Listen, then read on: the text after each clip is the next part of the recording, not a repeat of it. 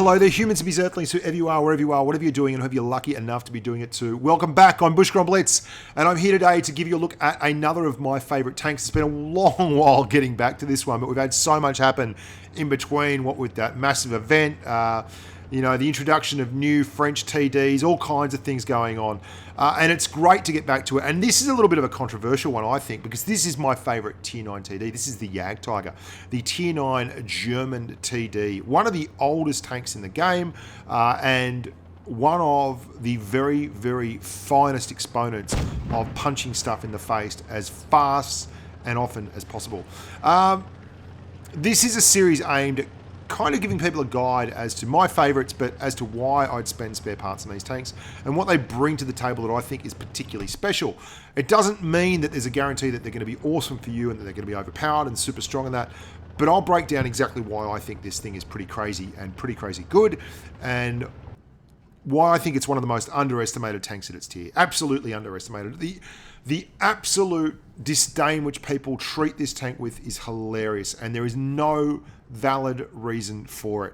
And there's two numbers, because the other tank that really did it for me at this tier was the T30. Now, I'm going to throw two numbers up on the screen now. They're two really important numbers for these two tanks. The first is 150, which is the T30's 150mm gun, which allows it to be an obscene, hull-down, peek-a-boom monster. It's really important. The other is 1, because that is the #1 rated tank in the game for damage per minute. That is the Jagdtiger. It is the highest damage per minute tank in the game, excluding Hesh-firing British tanks, because you cannot rely on those things to pen, and it is certainly no guarantee. Straight up, 4,000 DPM wins. And it's got the gun to actually bring that 4,000 DPM to bear. 0.299 dispersion when everything's ticked and boxed. 1.9 seconds of base aim time, which is crazy good.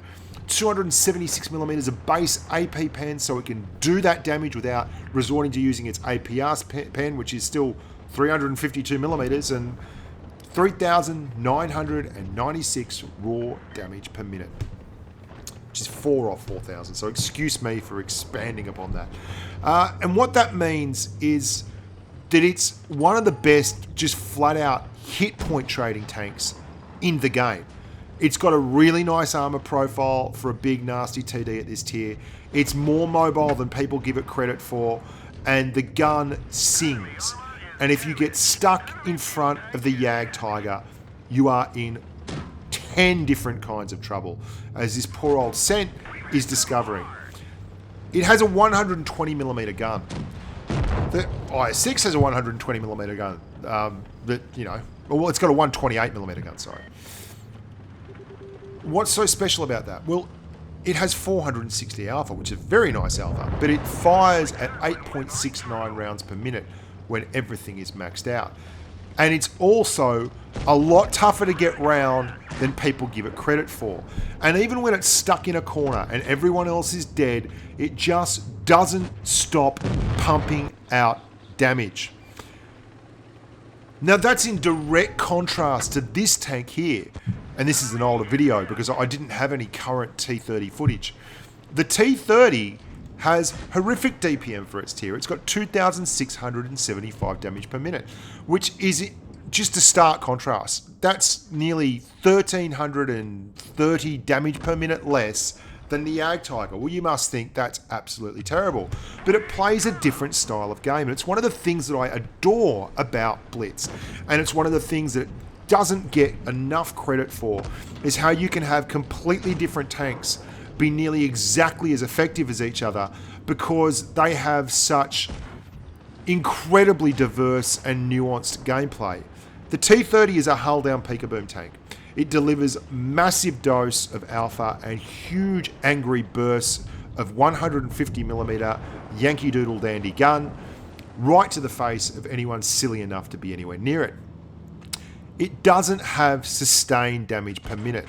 You can push on a T30 a lot easier as long as you can get around him, or you have enough hit points and enough DPM to screw him over, because he really doesn't have the armor once you get past his turret. But if you can find a hull down position and you're good enough to learn how to reset your camo and constantly work shots, you can be very, very, very good in a T30 tank. And I'm showing you this video because I feel like although the Jagdtiger is my favorite tier 9 TD, the T30 certainly deserves the accolades, and it deserves a look in so that people can get an idea on exactly why I can pass a tank like this up for a tank like the Jag. Now, the 30 is a brilliant, intimidating tank. And because of that big alpha and that big immediacy of the hurt that a 150mm gun brings, you sometimes get overlooked in the Jagdtiger. I mean, this poor old waffle's rolling up. I've found out that I've got HE and I'm right behind him, and there's another 1,000 damage. And that is going to leave a mark, and it's going to leave an imprint in his head that I never want to be anywhere near a T30 again. But a Jagdtiger is a completely different kettle of fish. The Jagdtiger does its damage with massive amounts of incessant, high-quality fire. It's got a much better gun. I'll just give you some sharp stats on the Jag. Its gun is the second most accurate gun in its tier, and it's one of only 2 guns in its tier that has under 0.30 dispersion when fully maxed out. It's much better than the T30's gun, which is 0.353 dispersion versus 0.299. It's actually got a stunning 10 degrees of arc either side, which doesn't make any difference whatsoever, but a good 8 degrees of gun depression, which most people don't realize as well. So you can get this thing angled up and actually use a very, very strong superstructure to side scrape and pivot and angle really successfully. It doesn't have the type of armor profile that you can just sit still with, but as you're going to see in a lot of the video work that I do, it has the type of armor profile that you can absolutely make hay with.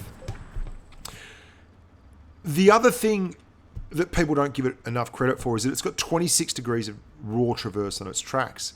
And that's actually better than the T95. It's the same as the Object 704. It's better than the Tortoise. It's better than the AMX 50 Foch. It's better than the T30's 21 degrees, although obviously the T30 has a turret on it, so it can more easily manufacture those shots. But what that gives you is a tank that also has a 38km/h top speed, which people just do not credit. Like, they really do not credit that this tank can move as quick as it does, and which isn't fast, but it's faster than the monolithic outward appearance would have you think, because it's a massive tank. It's absolutely massive. It really is. It looks huge because it really is huge. It's only got a 770 horsepower engine, but it's a very, very beefy tank. It's 75 tons, which is right up there with the Tortoise, which is a huge tank in and of its own. And the T95 is the only tank at its tier, which is really legitimately an order of magnitude heavier than it. So I'm going to show you some gameplay now in the Jag. And for the most part, I'm going to be fairly aggressive in it. And you're going to be surprised, but I actually follow the mediums quite often. I will follow the mediums in this tank quite a bit.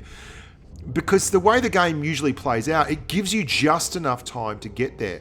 And then you end up in positions like this, where you're on the top of the hill, and you get to work your magic from here on down.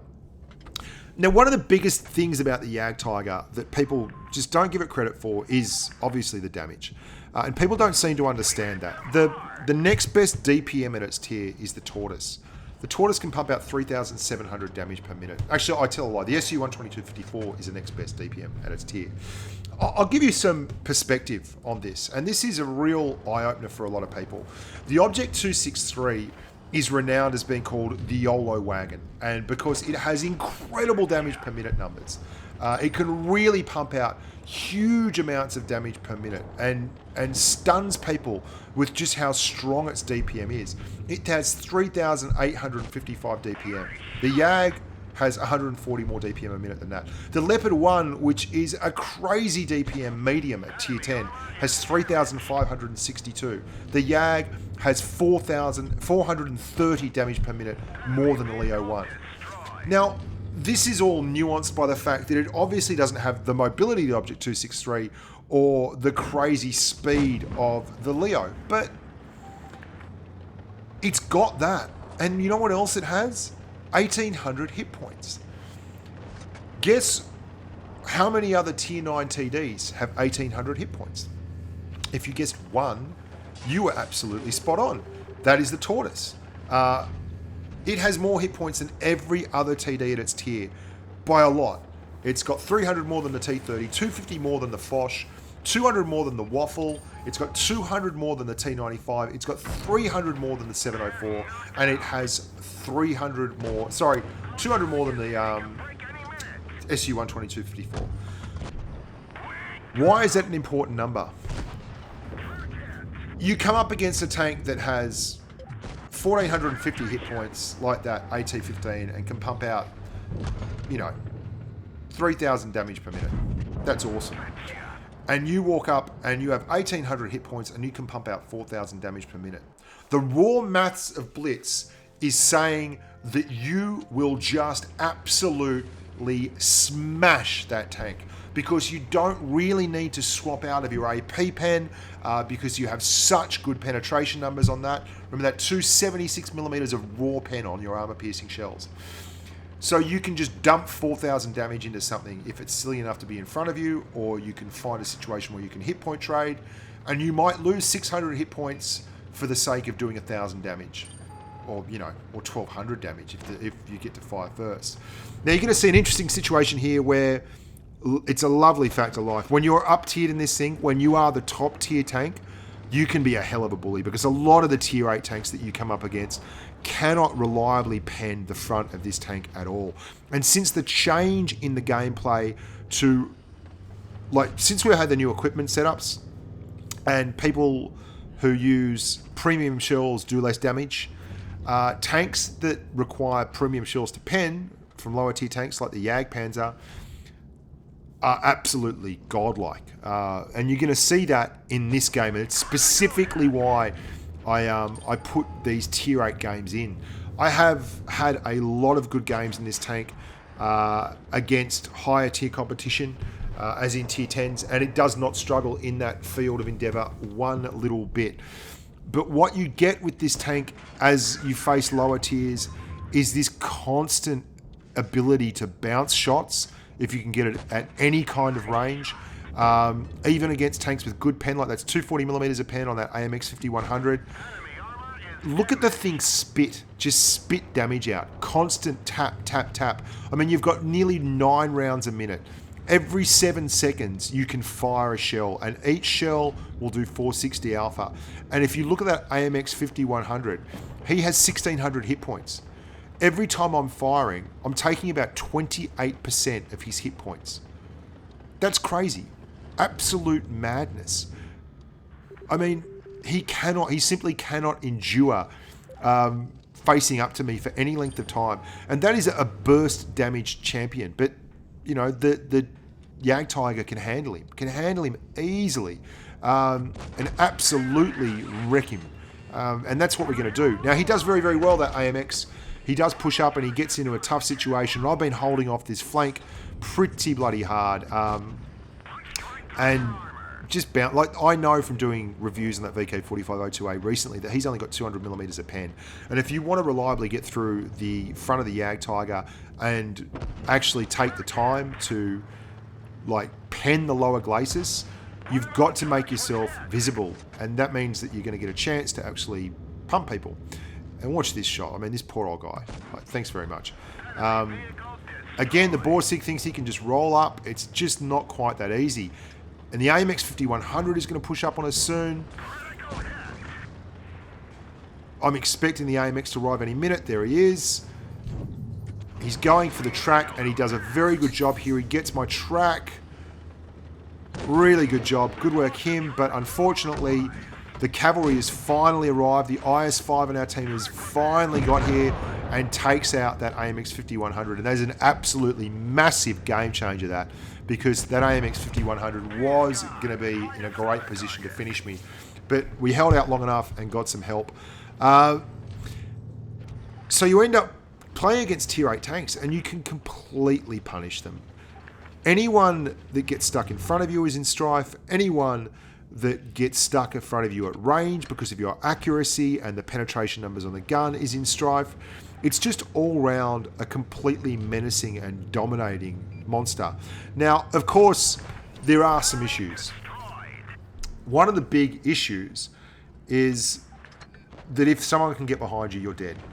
Or if you go side on to some of the larger caliber guns like your Death Stars or your Hesh firing British mediums, you can be really badly hurt. They will put massive Hesh rounds into the side of this tank. Your side armor is very, very weak. All your armor is situated up the top, but the gun is so reliable and such a stable platform. I'm going to look away here and pop back, just tap the button, get the win. Thank you very much. I'll show you one more game after this because I just can't stop talking about how much I love this tank. Now, the reason I was going to go with the T30 is because of the utility of the T30. A turret is a great thing for setting shots up. It allows you to set shots up very, very quickly and easily, even when you're under the pump and you're under the hammer. But the Jag has a very, very solid feel to it. It's got a great continuity. From the Jagdpanther 2 through to the Jagdtiger, through to the Jagdpanzer E100, they play very consistently. The Jag 2 has the superstructure up top that is so strong and so bouncy and can really be effective hull down, and has very, very weak side armor and a weak lower glacis. Then you get the Jag that has the weak side armor. I mean, look at this thing. I'm pushing out with the mediums. I'm on the flank. I'm doing nearly 40 kilometers an hour. It's massive, but it really does work for Pravda. I love you, Nomna the Blizzard. And that's fierce. It's really fierce. So then you go to the Jag with all that frontal armor and a bit of gun depression, so you can actually go hull down with this thing, and you slope the frontal armor up, and it becomes much tougher to pen. And then you end up with the Jagdpanzer E100, which has seen that constant loss of mobility from the crazy, super mobile and nimble Jagdpanther 2 to the reasonably mobile, less nimble, much less nimble Jagdtiger, and then through to the incredibly slow and very, very slow to traverse Jagdpanzer E100, which is just an armoured behemoth. But it's been that consistent change across the tanks that really allows you to adapt one step at a time. And all the tanks work very, very well together. You get great DPM, crazy mobility and good armor with the Jagdpanther 2. You get insane DPM and good armor and reasonable mobility with the Jagdtiger. And then you get bone-crushing, absolutely bone-crushing alpha damage and alpha strike and great, great side-scraping armor on the Jagdpanzer E100. And I love that continuity between those three tanks. I love that. And it's really surprising to me how much I like all three of those tanks. Like, I really do. Way back in the day, I didn't really have as much of a love affair for the Jagdtiger and the Jagdpanzer E100 as I do now. But the more I've played those tanks, the more happy I've been with them and the more successful I've been with them. And I actually did very, very well in ratings battles with the Jagdpanzer E100, which surprised me. I did not think it was going to be as effective as it was, and it was very effective. It played a little bit like a pseudo-heavy, which is surprising because of the nature of the battles and the way the change to premium ammunition has placed an emphasis both on the damage sustaining ability of tanks with good pen, as in they can sustain their DPM, and the value of tanks with good armor profiles. The Jag was much more effective in ratings than I gave it credit for, and it just goes to show these are the things we learn from. But back to the Jagdtiger. That 8 degrees of gun depression, very, very, very valuable. You can still get penetrated, but you can see that was a sub 400 alpha roll from that Foch, because obviously he's had to use premium ammunition to pen me, and that's what the value of good armor is. If you've got enough armor, you can see I'm coming up here at an angle. It means that it's very, very difficult for him to pen me. My armor is at its steepest angle. It's at its most effective. We're capable then of doing great things with the tank. And if you learn how to utilize tanks like the Jagdtiger to maximize armor, to side scrape and angle and cause all kinds of issues, you'll do so much better. You really will. And you can see that when he can see my lower glacis, things get very tough. And I go behind that wood because that kills a little bit of the penetration value from the Foch, makes it hard for him to aim and see the angles of my tank. And then we find the Borsig here. And we use HE to put nearly 650 into him. It's all very, very, very close. Very, very, very close here. We've got to get another kill or we're going to struggle.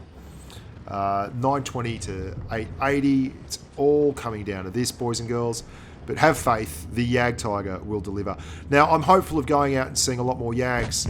I'm a little bit sad that people are going to now realise when they get in front of a Jagdtiger that they may well be doing themselves a huge disservice, and that just because it's not hitting you for 640 alpha with a 150mm gun, it's still an absolutely feral mongrel that is dropping huge loads of sweaty DPM all over you.